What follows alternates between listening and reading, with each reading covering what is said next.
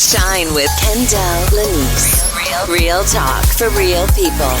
Let's shine together.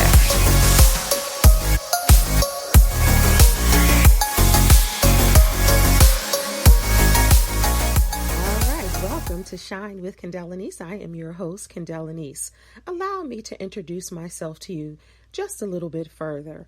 I am a certified transformational life coach, speaker, and author, as well as a certified meditation practitioner and content creator. I'm so glad that you decided to join me on my life podcast.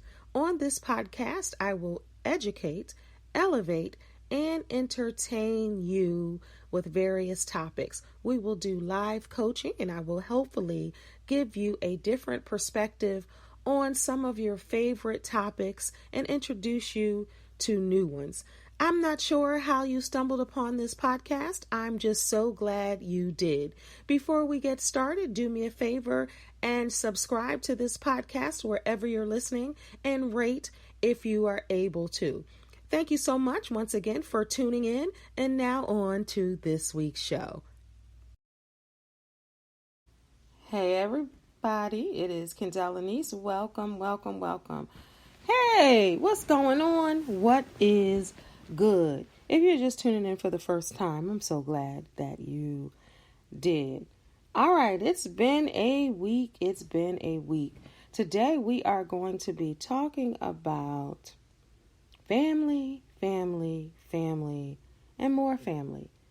As they say, the good, the bad, the ugly. But I like to say the best and the unhealed parts of family. Family is something that we all share in common. Whether we were born into families, whether we were asked to be in families, or whether we adopted families and friendships who are family. And family is just a loaded word. Yes, we have the definition, the standard definition of family, born into it genetically, all of that. But there are so many definitions of family. But today I want to talk about the family that you were born into. But before we get started, as always, let me start with this week's Life Note. All right, it's time for this week's Life Note. All right, family and friends are hidden treasures. Seek them out and enjoy their riches. That is the quote for today. So a life note, if you're just tuning in for the first time, is a quote or a saying that will carry us through the topic of the show, through your next week, or throughout your life. I have another one. It's by Michael Imperelli, and I don't know who that is, but my family is my life, and everything else comes second as far as what's important to me. And that's what a lot of people feel. But some people don't feel that way because their family is not the most important thing to them, because their family may have done them wrong or hurt them in a way that's affected their life from this point or from a previous point. So it's interesting when we talk about family and how family is different for everyone, right? Just like everything, there's no one size fits all family. There's no family that's the perfect family or not. It is about what your family is to you and what your experience is when it comes to family. So I'm going to touch on a lot of different things when it comes to family. And some people may say, oh, I experienced that, or my family is nothing like that. And that's okay. That's why we have these types of conversations, because there are going to be some things that we talk about in this episode that you're going to say, oh, that's right on point with my family, or what is she talking about? And that's why I like to have these discussions, right? Because everybody is not dealing with the same things. And as a life coach, I see a lot of different people, and I have my own life and my own family. So that's why I call this a life podcast. I have guests sometimes or not, or it's just me coaching, but I like to talk about real things. Yes, we can have fun and we can laugh, and some of the shows are like that, but some of the shows are real life, and that's one today. So if you're just tuning in live, family, the best and the unhealed. That's what we are talking about today. Now, where should I start? Where should I start? I'll start with a break and I'll come right back. Thank you for shining with me, Kendell Lenice. If you're here for the very first time, thank you for tuning in. Please subscribe to the show and don't forget to tell your friends and family about Shine. We'll be right back. All right, so I got to thinking, welcome back. I just wanted to get my bearings because I had a funeral with my family yesterday. Lets me breathe. My little cousin passed away. Now, it's my first cousin's son. My first cousin and I, super tight growing up. Still beautiful soul, my cousin. We're just going to always be close. Dynamics change, but we're going to always be close. And we're going to always be cousins and first cousins. So his son passed away, which I seen born, and so that was difficult. When you have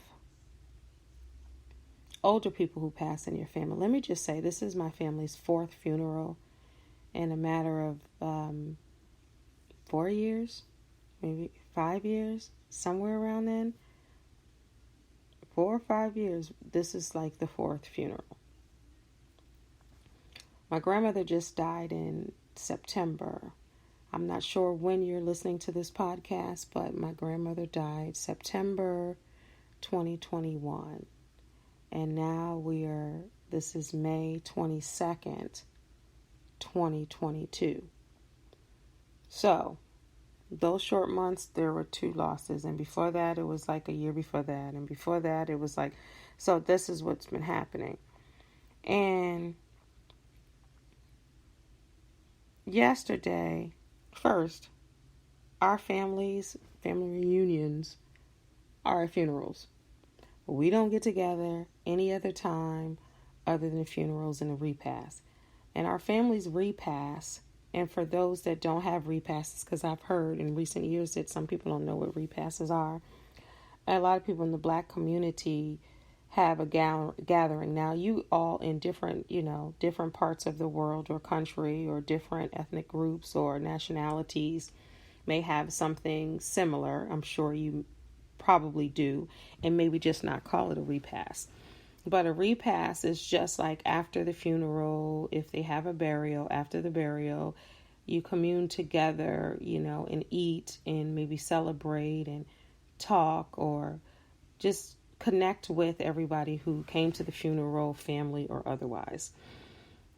Break bread together. So that's a repast. So we have a repast at the same place for all of our family. And yesterday, I was in that repast in that room. I was like, I'm sick of coming in here. We don't have no family reunions in here. We don't have no weddings in here. We don't have nothing exciting in here. Every time we come to this darn building, it's a repast because a family member has passed. Now, when I was little and I got a trophy in that room for cheerleading when I was probably 9 or 10. And I moved away from the area in New Jersey, so I don't go there on a regular basis. So every time I go there, it's because a family member of mine has passed away. Now, that building is used for many different things. Shout out to my god sister who has like paint and sips in that building. And a lot of people have parties and birthday parties and happy occasions in that building. But not my family. The only time we go there is we already know the repast is finna be in that building. So I was already sick of that. And I did a couple of, follow me on social media at Kendell Lenice everywhere across the board, from TikTok to Instagram, Facebook, Twitter, YouTube. Follow me, subscribe everywhere. Because I put a lot out throughout the podcast. So the podcast I do maybe 3 times a month. Like I'll have 1 month off, or sometimes I'll do 4 weeks. Sometimes I'll do 3 weeks. So definitely consistent in the podcast. This is the 8th season. So I try to see what works now with the podcast. And thank you everybody who leaves comments, who download, who share this podcast. Please continue to do that, because it's self-produced, self-directed. I've created it, so it's a passion project for me. A lot of these other podcasts have all of these hands in it and people working for them and doing things, promoting it, marketing, all of that. But I do it on my own. So thank you so very much, with God. But yesterday on my social media, I just was putting videos like, I loved my little cousin. His daughters were there. That was a whole nother story. It's just heart-wrenching, right? We were just all crying, and it's a funeral for somebody young, so you can only imagine. And everybody were saying so many beautiful things about my little cousin. Like, they'll give the time where people can speak. I spoke at the funeral. I'm the family. That's another thing with family. I'm the family speaker. So every funeral, I speak at the funerals. So my mom was like, like, that's your job, like, joking me that you speak at funerals. And she was like, you should go around get paid to speak at funerals. I was like, what, a funeral stipend? Some families give you a funeral stipend? I said, it's too emotional. My mom was like, well, people that you don't know. So they were really talking about that as a thing. Do they have family funeral speakers? I don't know. But on my social media, I was just like, they said all of these wonderful things about my little cousin, and people came up and had their moments to speak and share about him. And I already know he was sweet, kind, tender, just a loving person and a smiler and just a great spirit of a person. But when you hear other people say that, it just warms your heart. But also what they do is share their experience of that person with you.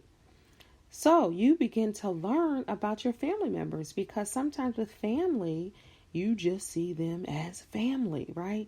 You only know them in a certain light as family, but then other people outside of the family, like I was learning about him. He did this, he did that, he did this. And I was like, wow, he was pretty awesome and sweet. And it's like you find out about family members and the things that they've done and added to this world when they leave the earth. And that made me sad. Like I wanted him to be alive so I can say like, wow, you put an effect on people. You really made a difference. And sometimes we don't even tell family members that until they pass away, when they can or cannot hear us.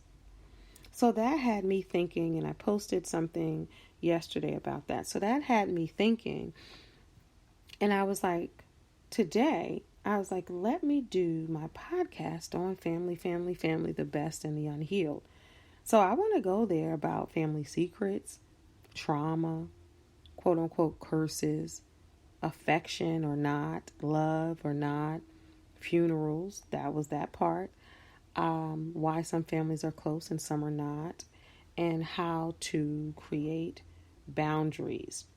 So that's what I want to talk about, all of those things on today's episode of Shine with Kendell Lenice. Y'all ready for this?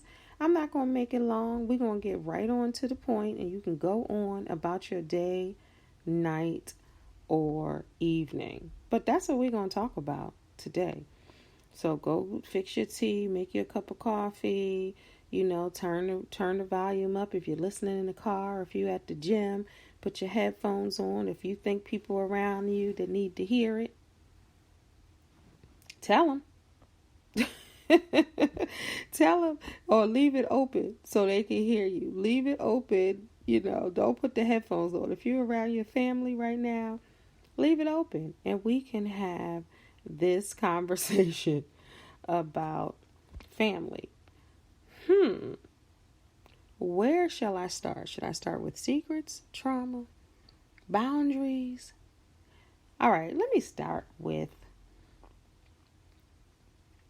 secrets, trauma, and curses. We can kind of wrap those up. And as a life coach, this is just me. I'm not getting my information from a blog. I'm not getting it from an article. If I do throughout this show, I don't know, I'm allowing God to move me and use me in this episode. But if I get something from somewhere or from a psychologist or something like that, then I will quote that. That's how I do if this is the first time you're listening. All right, so secret, trauma, and curses. So many families have secrets, trauma, and we can add a D on that, drama, and curses. And I honestly think with drama, some people are just dramatic and they don't want to face realities or be vulnerable or acknowledge what's really happening in families. So it comes off as drama or being dramatic. But yeah, some people can be just dramatic about everything. But I do everything, as a life coach, I see beyond someone just being labeled dramatic. Because most of the time, honestly, that's not the case. It's because of hurt, pain, they don't feel seen or valued, so they display certain type of energies out into the world. That's what I believe. So I don't like those type of labels because there's much more to that. But with family secrets,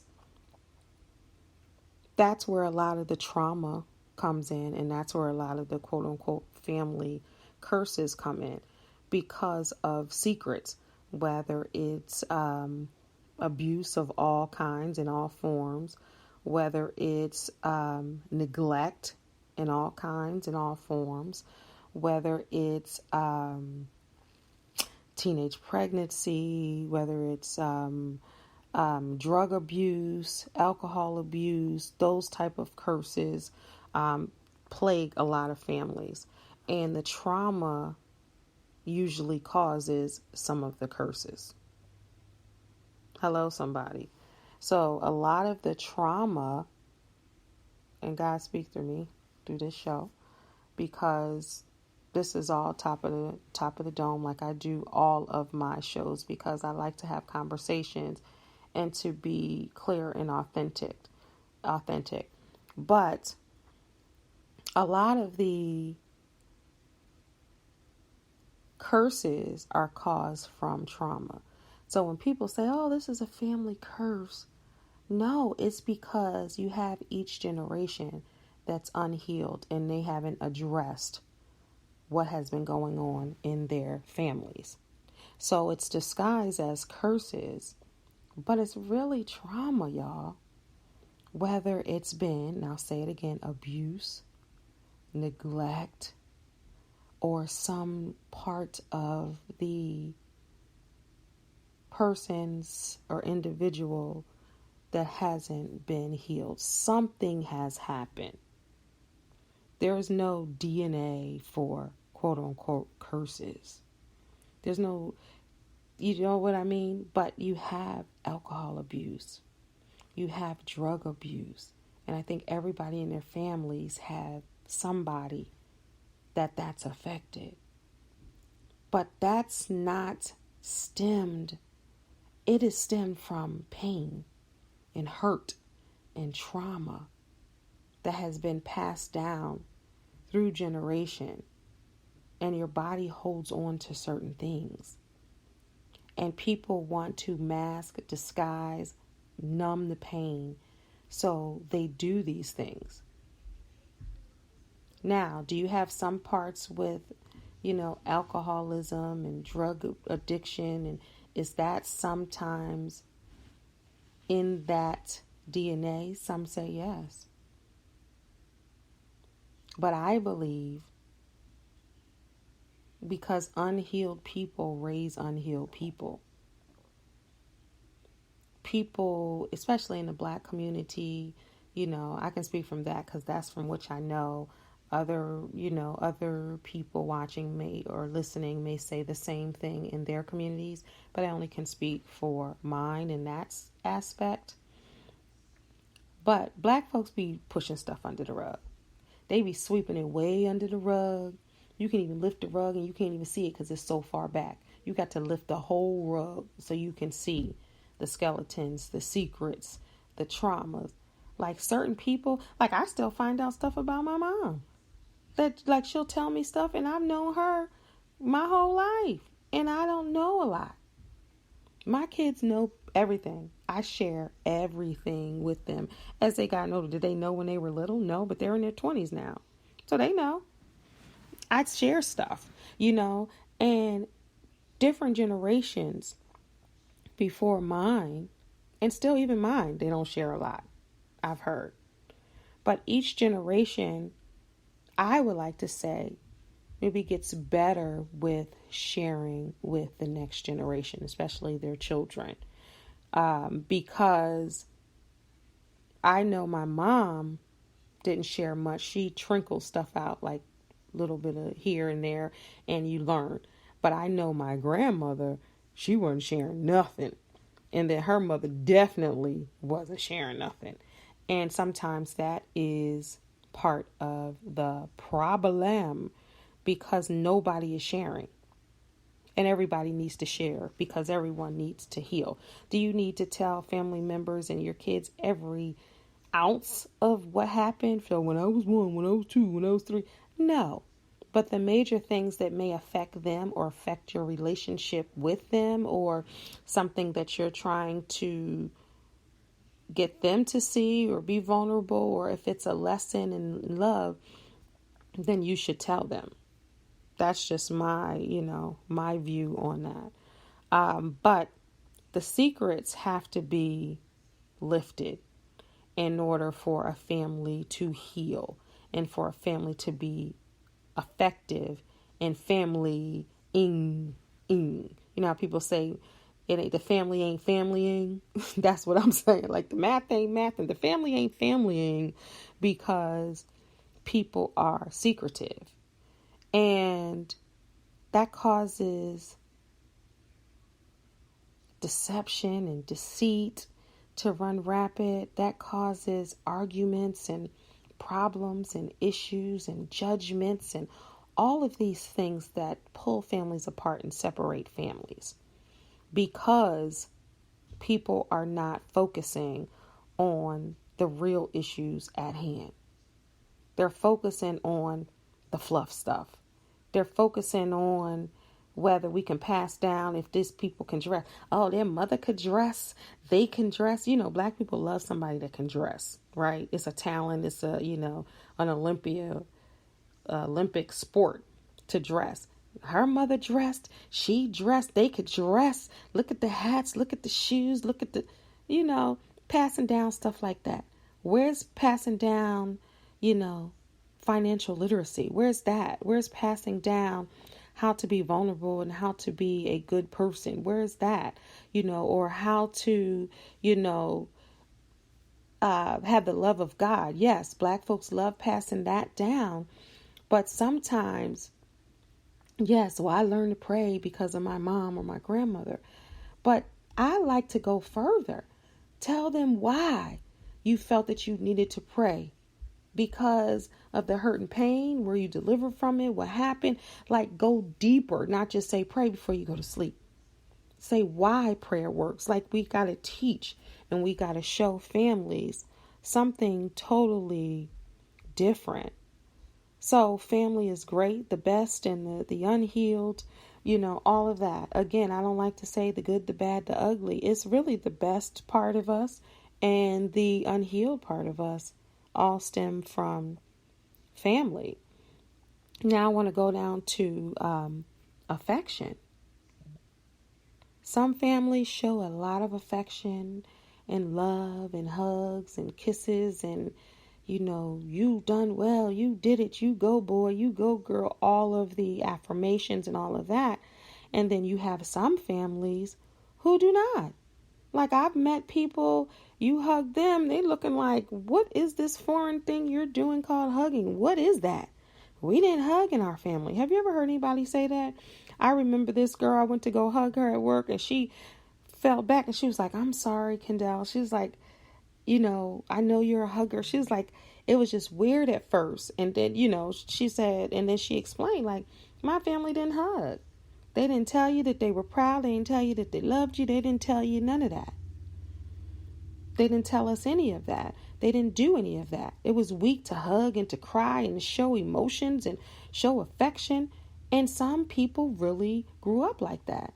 So how in the world do you expect them to be able to connect with a loved one or connect with a mate or have a vulnerable spirit if they weren't raised with it? Can you still have it? Absolutely. But you have to unlearn so you can learn the importance of showing love in that manner, So some might say that's a family curse because mama and them didn't hug and we don't hug. Now we don't hug our kids. Now our kids are going in the world feeling unloved, unhugged, unhealed. And that's how we break the chain of what's happening. So like I said, I don't think curses are passed down. I think it's learned behavior. And I would like to change that from just saying curses. It's just learned behavior based off of trauma, based off of secrets, based off of all of those combined. But, love is in families. Even if people don't know how to show love, you can see love through some actions. And then some may be saying, Kendell, I ain't seen love in my family at all. Never seen it. Don't know what it looks like. And I believe that too.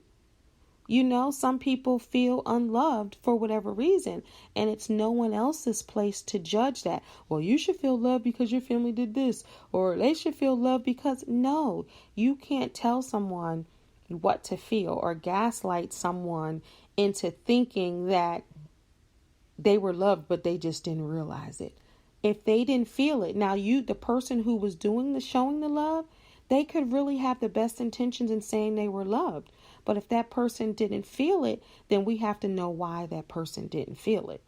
And I think a lot of families judge, oh, well, I raised you this way, or your father raised you this way, or your mother or grandmother raised you this way, then that's you. They showed it to you. They did the best they could. How many times has a family heard that? Did the best I could. They did the best they could. But that doesn't mean the person on the other end received that. So we have to get a better understanding of why. That's why coaching is important, and counseling and therapy. And people out there dating, if you date somebody or marry somebody now without asking, hey, have you done self-work? Have you gone to coaching, therapy, counseling? Have you, unraveled some of the stuff that is going on? Have you addressed trauma? Then don't. Because what's going to happen, it's going to be in your relationship. That's happened with me. And it's like, I will never date anybody, marry anybody, do anything ever again, so that would be the same without asking that. Because certain people, that's real. Even friendships, like I would never again. You have to ask those because people connect with each other. Now, can a marriage or relationship work if you haven't asked that question? Absolutely. But going forward, guys, if you're out there dating or you're trying to get married or you're entering a new friendship, relationship, whatever, you want to ask those types of questions, especially. Now, if you ain't done your work either, then you're part of the problem too. But if you have done your work and you're seeking it and you're trying to find understanding and unraveling your life, you want someone on that same level. Talk about evenly yoked. That's really there. So you really want to make sure both of you are doing the same thing. Now, I want to go down to why some families are close and some are not. I hear this often. I've even said it myself. Wow, you look at some families, they're super close. They do everything together, whether it's immediate family, extended family, whoever, just family. And I was on, this morning, now this is the thing. Some people have super, super, super large families and some people have small families. So, of course, the super small families, it's not going to look the same. The impact, if you see the visual or hear them talking, it may be different. Because if somebody got 7, 8, 9 kids, and then they got kids, and they got kids, and they got aunties, uncles, it's going to always look like a party. It's always going to be the bomb when it comes to like, dang, that family is pretty dope. They got all of this, And I was Erica Campbell from Mary, her daughter went to the prom, and they had all the family over there, and it was just all the way live, and it just was like, and they were like, they all came, the little village came to see them off to the prom. Then you have some people that have no support. Like, that's a show of support to me. Then you have some people that have no support. It'd be the same 2-3 people to be like, I'm showing up for you, I'm rooting for you. And every family member doesn't gather around, or some family members have family reunions or Sunday dinners or all of these different things. And you can get caught up in the hype. Like, dang, my family don't do nothing but come together for funerals. I was even thinking that. I was like, wow, sometimes it just be, my little family, or, I just was thinking that. And I've heard people say this. I've seen people post this when it comes to some holidays or some special occasions where people say this. Like, I hear people say this. I see people post this all the time. Like, dang, my family ain't this or they ain't that. Now, you got to celebrate and love the family you have. You can't recreate your family. So you have to find the jewels and the gems within your family. Let me just say that first. And then you can create extended families who are your village and your support system and all of that. So, prayerfully, no one has to be out there alone, feeling like they're alone. But the truth of the matter is, and the fact is, that some people are alone. That's just real, but maybe some families are close and some aren't because of a simple thing called choosing the choice to be close or to be. And when I say that, I don't mean saying, hey, we're going to choose to be close. Now we're close. I mean doing the work, like listening, hearing, understanding someone else's point or side, allowing someone else to reveal or to be vulnerable or transparent, or making the effort to make the call and say, I'm coming over. Can I come? Let's go to lunch. Let's do this. Let's do that. Invite me over your house. I invite you over your house. I'm saying making the choice to be close, because it's not magic. Just because you have the same blood doesn't mean that you're going to automatically be close. You have to make the decision to do just that, to say, you know what, I'm going to call weekly. I'm going to do, because we don't know the workings of other families. They might be on it. Somebody got a problem, everybody's at the house. Somebody got this, everybody's rallying around. They may make the choice to be that way, or they might have been raised that way.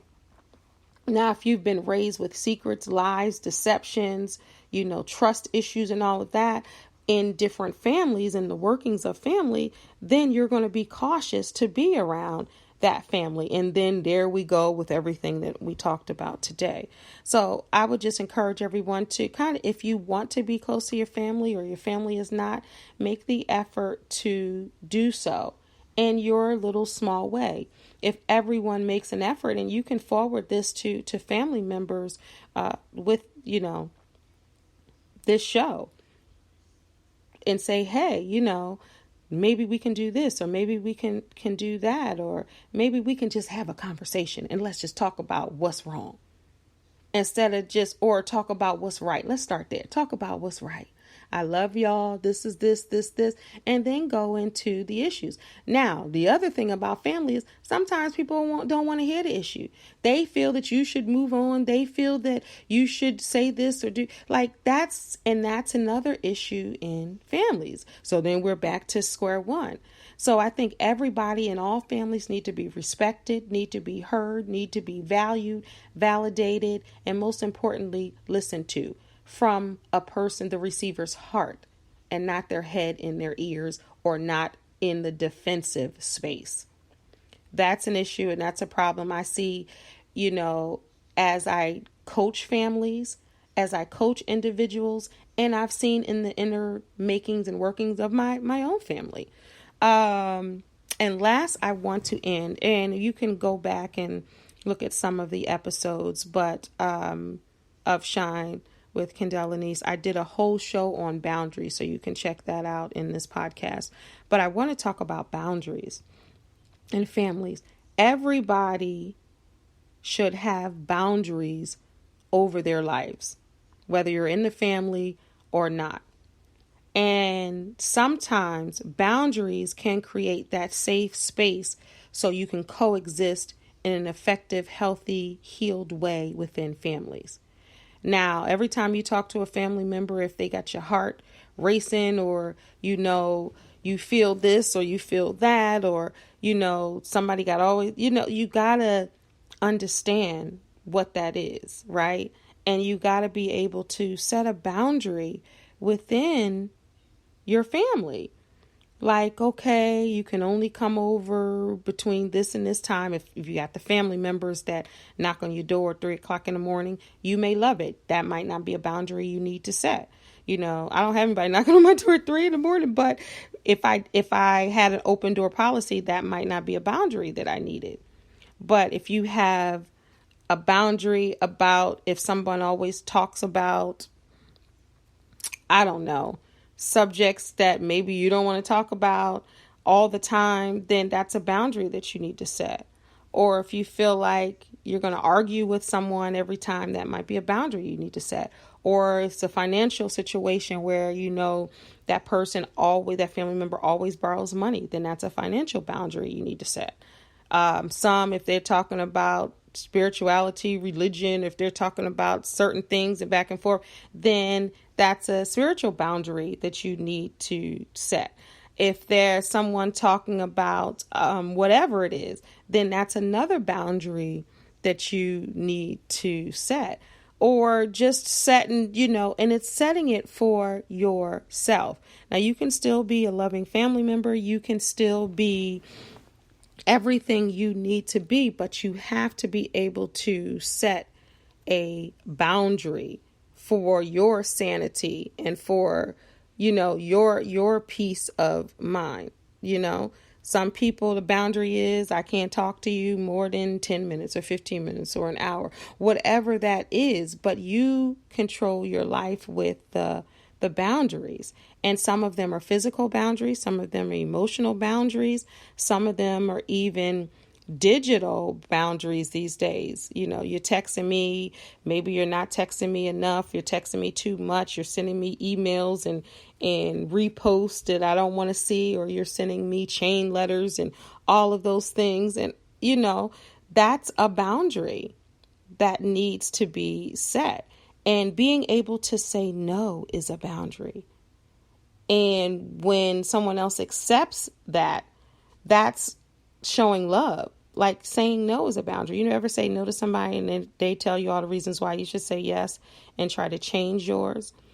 No, that's a boundary. And time boundaries. If you're with family and they're always late, they're violating your time boundary. You have to be non-negotiable when it comes to your mental health, as we are in Mental Health Awareness Month in May. And you have to be able to be okay with that. And most importantly, they have to be okay with that. And it's not always easy to respect boundaries or to set boundaries, But that's a part of love if you want to have a healthy relationship with those family members. So some boundaries can be very intense. Some boundaries can be what some may say, not that big of a deal, but the person setting the boundary may think it's a big deal. So you don't want psychological abuse with you set a boundary and someone's like, you don't need to set no boundary with me. I could do with you this, I'm that, I'm this. Because some people pull rank in the family where some may think younger people don't deserve boundaries. And then if they're the elder, then they should have the right to violate your boundaries. So that's an age and a respect boundary. So there are just so many different kinds of boundaries, and they're all for your mental protection, and they protect, you, especially if you're doing the work and you're trying to heal and you're trying to, because some people, I'm going to just keep it real with you. Some family members will stop your healing and halt your healing because they want to make it about them or use the word family to deflate you. Have you seen that happen before? So family, and I'm going to end, family is a beautiful thing. If you're grateful to have family, thank God for family, because sometimes family ain't there, but then they'll come in right in the clinch, right in the nick of time. Right in the nick of time. The family is there. They guide you. They got your back. They're holding you down. They're making you feel valued and worthy and loved. You feel like you're not alone and by yourself. Those are great aspects of family. You're connected, the bloodline, you belong to something and to somebody, and you of a people, of a tribe, of a community, that's relentless and that will hold it down and ride for you till the wheels fall off. Then you have the other side of family that will tear you down. They're negative. They always got something negative to say or hurtful to say or remind you. See, the people that are on the other side that healed, they want to remind you of who you used to be or what you used to say or what you used to do or who you used to be.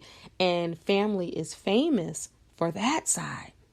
They don't allow people to grow and to see their growth and to see their healing and all of that. So then you have that side where they don't want to get together, or they stab you in the back, or they ask you for money, or they ask you for time, or they violate your boundaries. Or so you have those dual attributes working at the same time. And then family thinks that they know you better than they know yourself. But then going back full circle to my little cousin's funeral, there's a lot that everybody that were there was family, that didn't know about him.